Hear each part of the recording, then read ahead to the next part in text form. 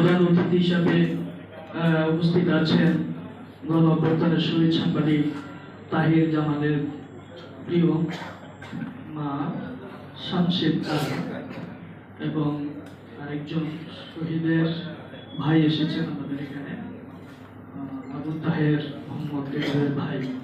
আমরা যে কথাটি বলতে চাচ্ছি যে জাতীয় সাংবাদিক সংস্থা আসলে বাংলাদেশ সাংবাদিক জগতের একটি অন্যতম একটি আমরা সংগঠন হিসেবে পরিচিত।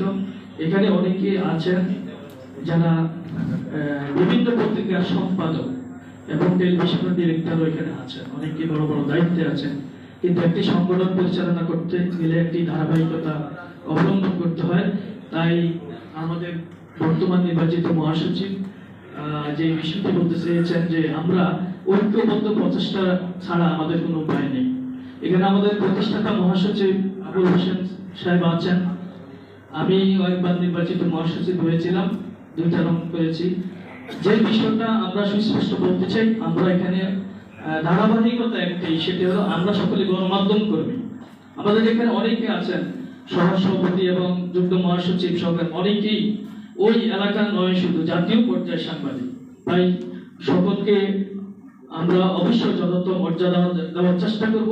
মোহাম্মদ আলতাফ হোসেন যেভাবে আমাদের সকলকে অন্তরের সাথে আগিয়ে রেখে সংগঠনটি উপহার দিয়েছেন, আশা করি তার বিন্দু মাত্র এখানে কেউ কষ্ট পাবে না।